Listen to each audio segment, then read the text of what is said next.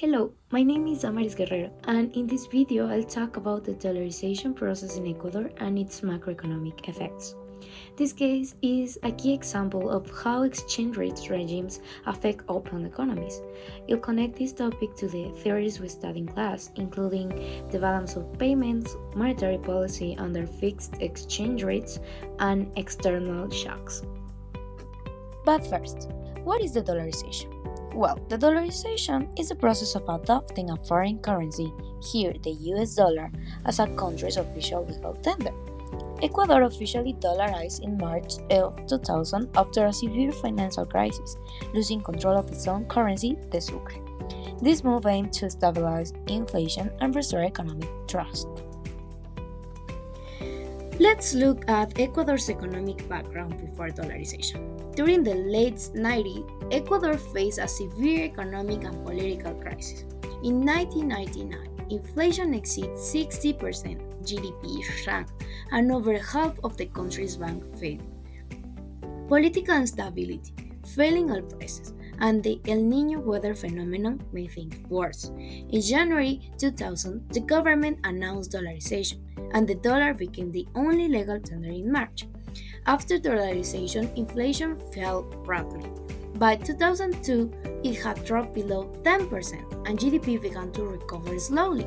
But this transition was painful.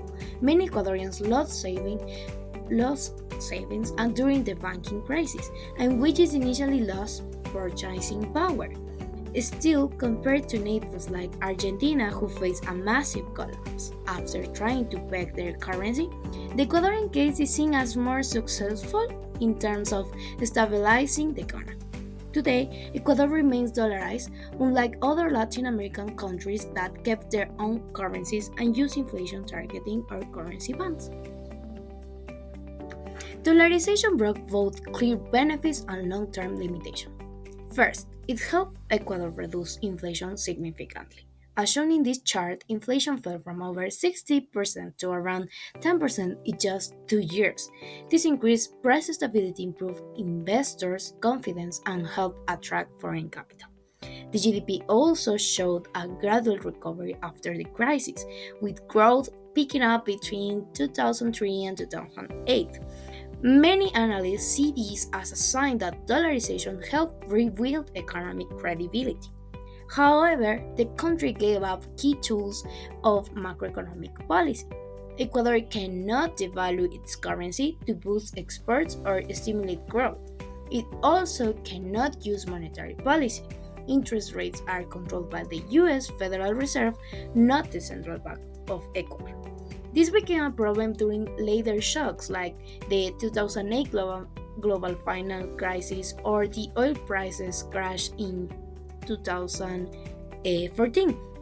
While countries like Colombia or Peru could adjust their currencies to soften the impact, Ecuador had to rely on fiscal adjustment and external borrowing. In Krugman terms, Ecuador gave up monetary autonomy for exchange rate stability, a classic trade-off in fixed exchange rate systems.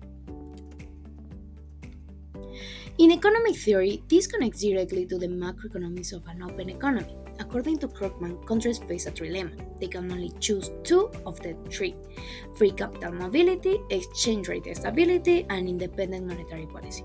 By choosing dollarization, Ecuador gets full exchange rate stability and capital mobility but loses all monetary independence.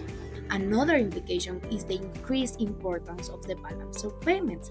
Since Ecuador can't print money, it must finance its imports with exports earnings, remittances, or external debt. If the country runs persistent current account deficit without strong reserves, the economy becomes vulnerable.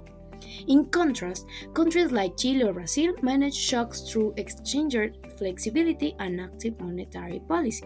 Ecuador, by contrast, has no such tools. That's why it's essential for the government to maintain fiscal discipline and grow exports, especially non-oil ones. In conclusion, dollarization brought price stability to Ecuador, but at the cost of flexibility.